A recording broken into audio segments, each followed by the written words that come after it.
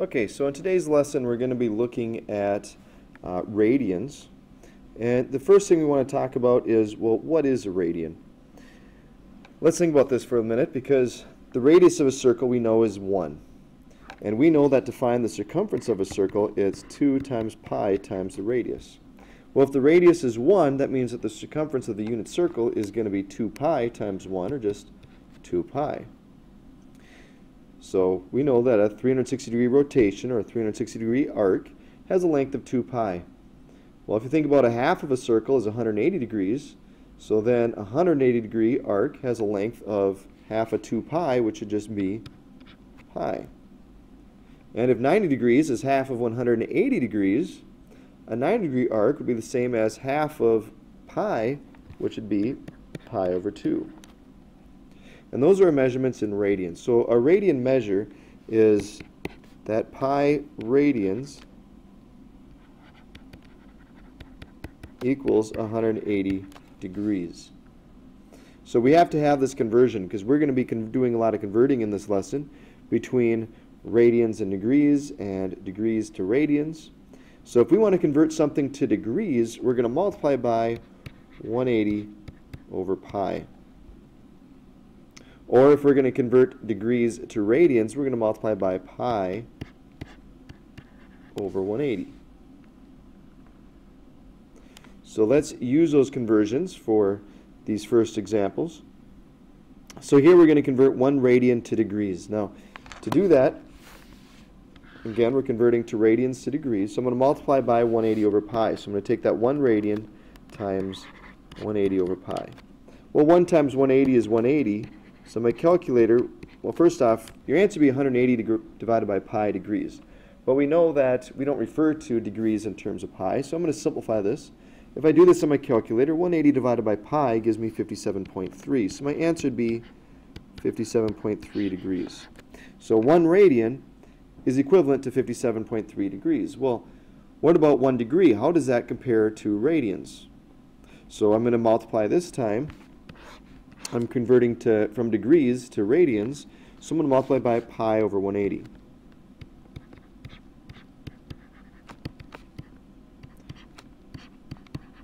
Well, 1 times pi over 180 is just pi over 180. But we want to convert this. We have a better idea of what this really means as far as an arc length. That means a distance around the outside of the circle. So to figure this out, I would take pi divided by 180 in my calculator, which gives me approximately 0.017 radians. So that means 1 degree is about the equivalent of 0.017 around the circle. So not very far. Where 1 radian would be equivalent to 57.3 degrees. Now that's our approximations, because 57.3 is not an exact solution. We rounded that. Same thing with 0.017 radians. We rounded that. So when they say that we want our answers in exact radians here, or exact degrees, we want to make sure that we don't use our calculator here. So what we do is to convert 45 degrees to radians is we take that 45 degrees and we multiply it times pi over 180. So now when I do that, I'm simply going to have 45 pi over 180, but now we need to reduce that. So we need to look to see, well, what numbers would divide evenly into 45 and 180. You might notice that 9 would work. 9 goes into 45 5 times, and 9 goes into 180 20 times. But you see that that can still be reduced. So 5 goes into both of those. 5 goes into there 1 time, and 5 goes into 20 4 times. So my answer is 1 pi, or just pi over 4. And we would leave it like that. So our answers for radians, when we're looking for the exact value, is always going to have pi, and it's always going to have pi in the numerator. So that's an easy way to remember what to multiply by, because the conversion factor is going to be pi in the numerator over 180. Now let's think about converting 2/3 pi into from radians to degrees. Well, I'm going to look at that as being the same as 2 pi over 3. So if you notice, my pi is already in the numerator. And we've never seen degrees before. When we've been looking, I mean, this whole chapter, we've been looking at degrees. We've never seen pi as a degree. So in other words, in this scenario, I want to get rid of the pi. So in order to do that, I need to have pi in the denominator. So this conversion factor is 180 divided by pi is what we multiply by, because now the pi's cancel out, and I could reduce this. I don't have to, if you don't want to take 2 times 180, you don't have to. To make it easier, we can reduce it from here by saying, well, 3 goes into 3 one time, and 3 goes into 180 60 times. And now I just multiply my numerators and denominators. Well, I should have 1 in my denominator. So my answer is 2 times 60, which is 120 degrees. So 2/3 pi radians, or 2 pi over 3 radians, is the same as 120 degrees. Why don't you guys take a minute and do the same thing now with these next 2 examples. So convert 60 degrees to exact radians and 5 pi over 6 radians to exact degrees. So why don't you work both of these out. So pause the video at this time and hit play when you're ready to check over your 2 answers. Okay, so remember with radians, we're multiplied by pi over 180 to have the pi in the numerator. Well, 60 goes into 180 evenly 3 times. So your answer would be pi over 3. Now you might say, well, wait a minute, what if I didn't recognize that? Well, you should recognize that they both end in 0, so 10 divides evenly into both of these. And now you can see that, well, 6 goes into each of these, both 6 and 18. So there's another way to get pi over 3. But it's always easiest, the larger numbers that you can find to divide into both numbers evenly just makes the process go faster. Let's look at the next one. Here you should have had, you can look at this as being 5 pi over 6. So you should have multiplied by 180 over pi. So now your pi's cancel out. 6 goes into 180 30 times. And 5 times 30 is 150 degrees. So you should have gotten pi over 3 for that first one and 150 degrees for the second one. Now, before we go any further, I want to talk about your mode on your calculator. Currently, we've been having everything that we've been doing in degree mode. Well, we want to change our calculator to be in radian mode.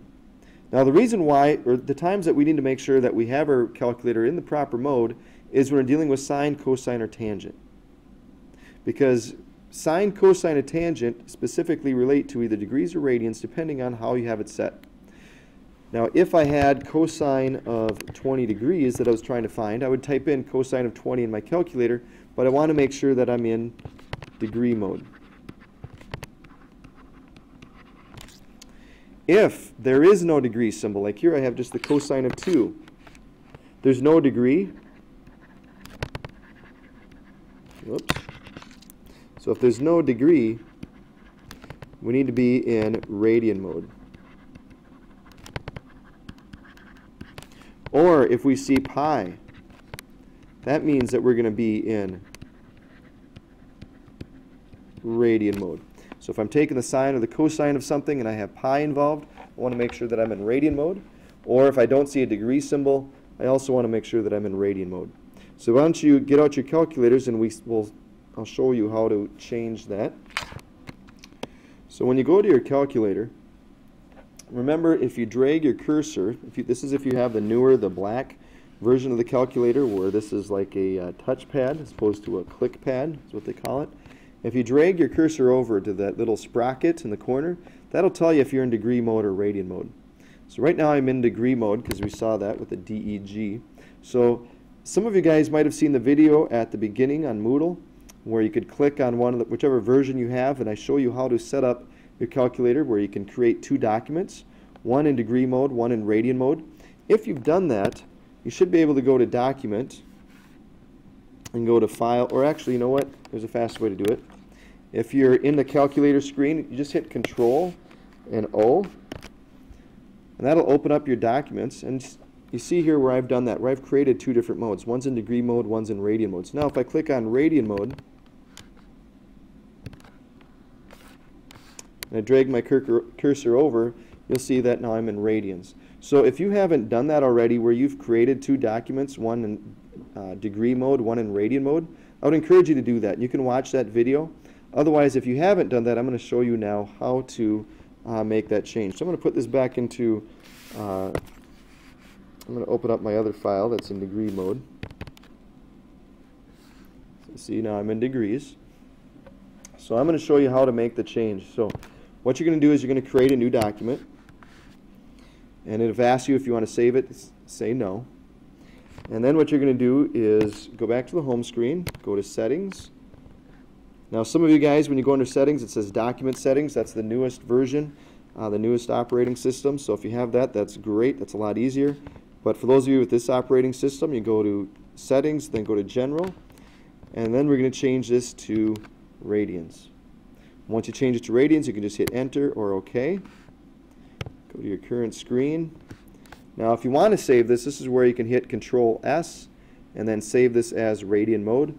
But otherwise, if I drag my cursor over, you'll see now I'm in radians. So I want to take the cosine of 2 radians. Whoops. I'm going to open up the calculator screen. Here we go. Go to cosine of 2 radians and hit Enter. And if you did this correctly, you should get negative 0.416. Or if they ask you in terms of pi, like the next example in our notes says the tangent of 3 pi over 4. I'm going to do the tangent of 3 pi. Pi is down here. And then divide by 4. Hit Enter, and I get negative 1 as my answer.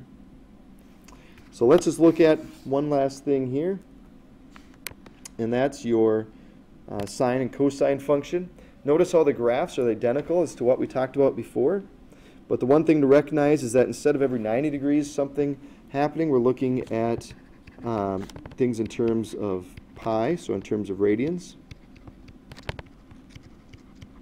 So those spots are still at the same location, but instead of 90 degrees, we'd say that it's at pi over 2 if we're looking at radians. So if this is 180 degrees in radians, that would be pi. 270 degrees in radians would be 3 pi over 2, and 360 degrees would be 2 pi. So that's where your x-intercepts would be, or your maximum or minimum values would be at those different spots in terms of radians. So hopefully you have an understanding now of what radians are all about. The most important thing is to make sure that you know these conversions. So if you're converting from radians to degrees, we multiply by pi over we multiply by 180 over pi. If we convert from degrees to radians, we multiply by pi over 180. So hopefully that all helped, and with that, good luck on your assignment.